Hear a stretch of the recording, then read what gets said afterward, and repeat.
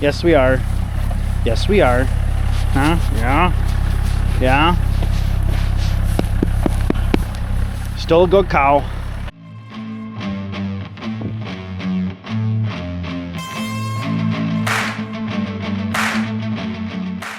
Hey, how's it going? Welcome back to Ohrmundt Simmentals. This is Chris. All right, Saturday morning. For Wisconsin, it is opening day of the gun deer season. So usually you'll probably hear a few pops. Our two girls that aborted on us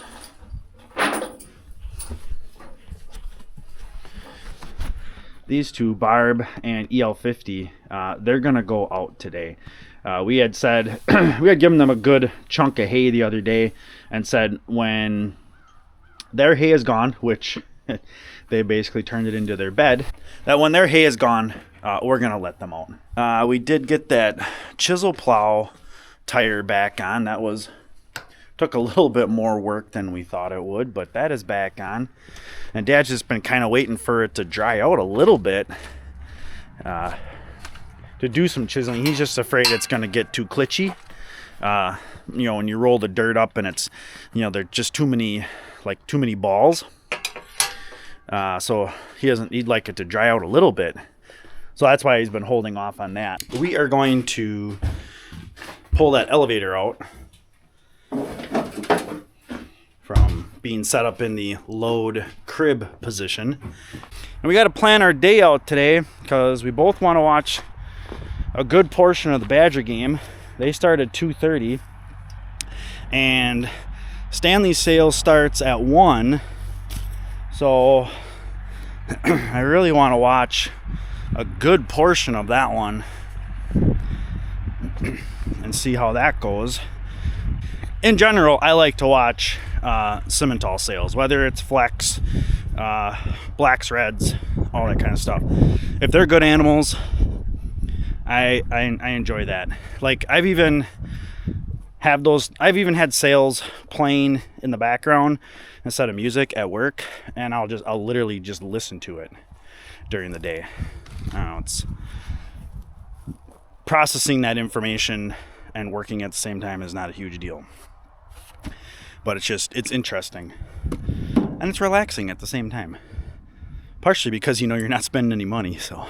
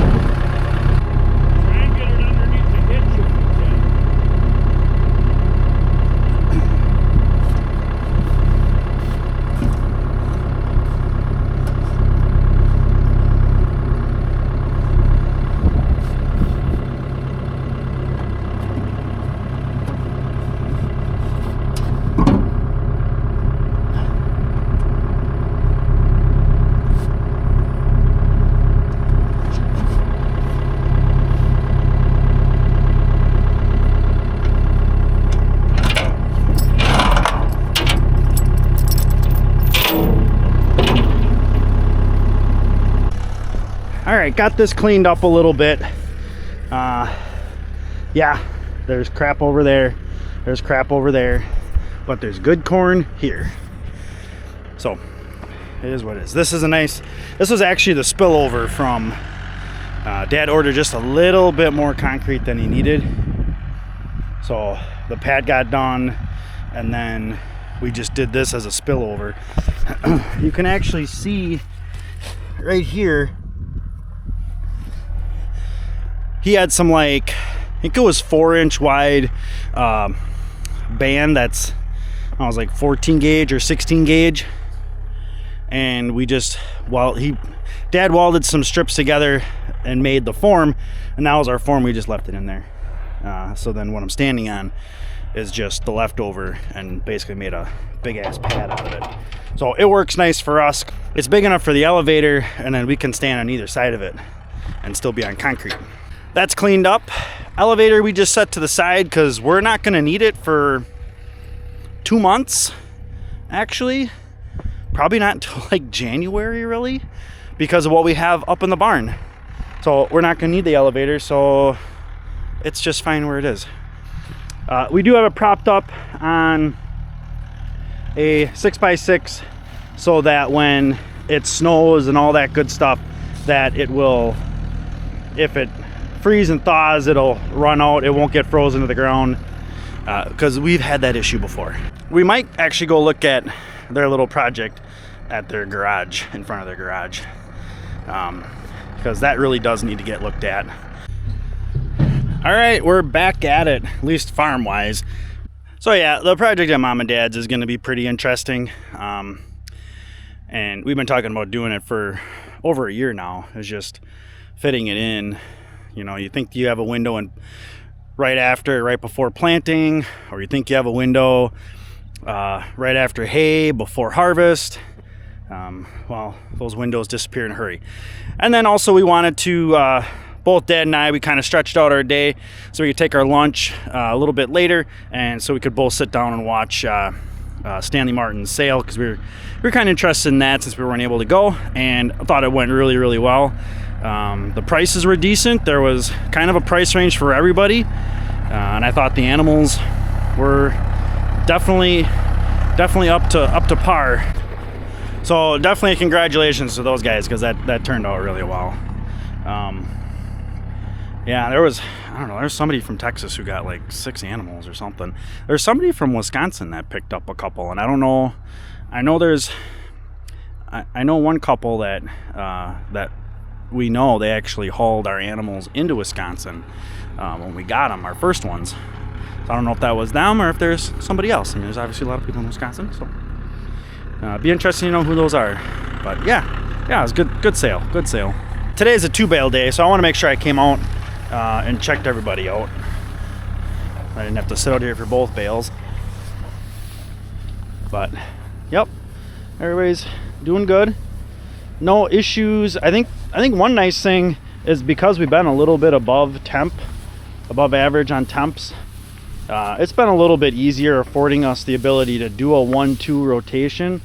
When things start getting a little cooler, we're probably gonna we might have to up that like maybe 2-2-1 or something like that, play with that scale a little bit. But I also Dad wanted me to check out YC 913. Come on, girl. See how she's moving. I just want to get her on the move a little bit. Come on. Oh yeah, just a little bit of hitch in the get along. So much better. This one, she likes to pick on other cows, and Photo does as well. Not super bad, but you know, when you're trying to recover from a hurt ankle or something like that, and they start pushing you around, that's just kind of sets you back. But she seems to be coming along really nice. Yes, we're talking about you, Photo. Yes, we are. Huh? Yeah. Still a good cow, but just scoping everything out. The other thing we're gonna do is Barb and EL50 are gonna come back out here. So another good reason to do 2 bales tonight. Yearling heifer, first calf heifer. It's nice to see that these girls they're bringing their condition back pretty decent. And again, they've been on grass and they've been on hay. All right, next up, we're cleaning out these hay feeders. And I think part of it, there's a lot of hay in both of them, and they've been in there for over a week. I think part of it is our fault with doing the corn silage. They just don't eat a lot of hay, but we're putting it out there so they have the option. So we're gonna clean it out, bed these guys down a little bit better, especially I think the bulls are gonna get a scoop and the steers are gonna get some. And then the next bale, is actually going to be, we're going to divvy it up between both feeders. So that way it's only one bale, and hopefully then they can feed through it a little faster. All right, so the last thing I'm going to do tonight, and the Badgers, I think, are trailing 14-10 against Nebraska, and I think it's halftime. So this is my window. Everybody's fed, so what ends up happening, and this is not the first time, but there's a little strip of woods in the neighbors, and the deer literally run across, and when they're bolting this time of year, they do not mind the electric fence. They don't go over, they go through. So I don't know, the one handle is over here. I don't know where the other handle is. There were two handles here. I have zero clue where the other handle is. And the other handle is apparently attached to like 3 feet of wire. Let's get this fixed up. This post over here, I've got insulators, which I need 2 of them. Yep. One is totally wrecked. One is, oh, I don't need to fix that one. And that one is junk. So post is loose. Honestly, I forgot my hammer to pound it in, but I don't need to. I'm gonna let them slip through here and call it good for right now. This is the only reason we need this fence right now is to get juice over those little buggers. Because if you leave them without juice for too long, they will find out. And then who knows where they're gonna go. So, all right. Yeah, I know what I gotta do. All right, nothing too fancy. Yeah, from here over to the post, that's almost 6 feet, 8 feet. Don't need handles right now. I'll get some new handles for the spring, especially once we get animals out here. Probably when I go around and put new tape on here. Looks like in the springtime I'm gonna have to put some new tape on. And then as I drive along heading back home down the lane, make sure it's all got some decent tension on. I want to go watch the Badgers, so we'll call it the end of the day. I'll catch you guys tomorrow. Hey, good morning. All right, Sunday morning. On the dock for today. Today's probably not going to be a whole lot of farm stuff. All right, let's get a little ground feed for these guys. I got to swap out the bucket, I think, and then get down to Dad's.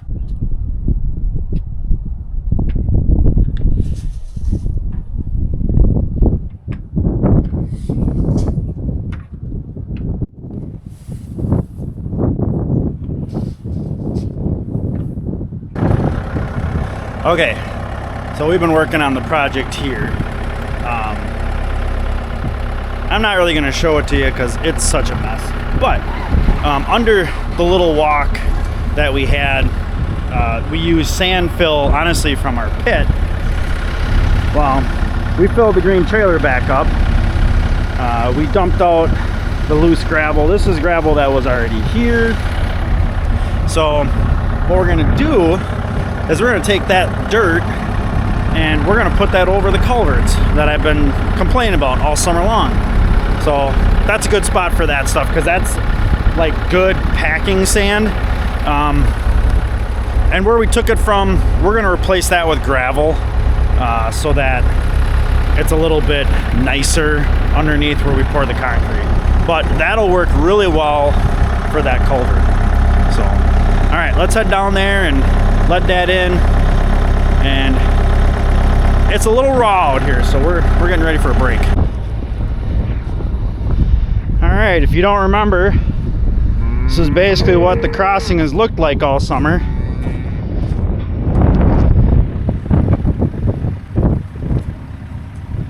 And Dad's gonna get pretty close in here. Even if we get enough just so the tractor can drive across it decently, that would be much, much better.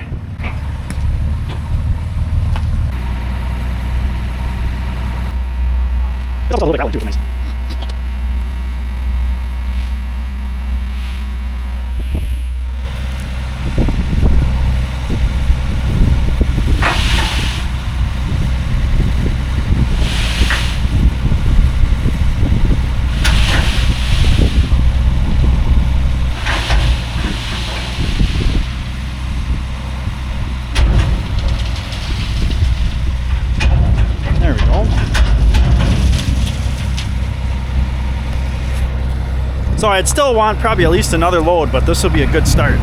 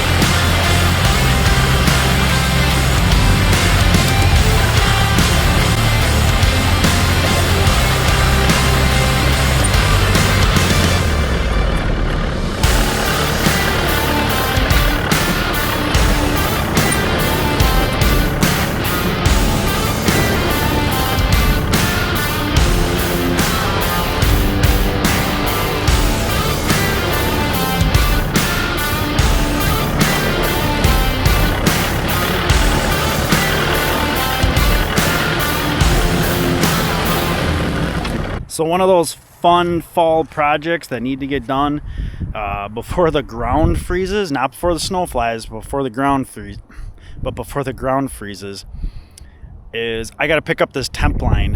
And I've got a temp line that goes along there, and then I've got a temp line that goes around here, because the neighbor's got, he usually does some bees every year, and obviously want to leave access for that. So I got to take this temp line down, and I hope I can get the posts out of the ground. The small ones I'm not too worried about. I think I will. Probably pull my back out, you know, but that's okay. You know, it is what it is. All right, let's just get at it, because it's freaking chilly out here.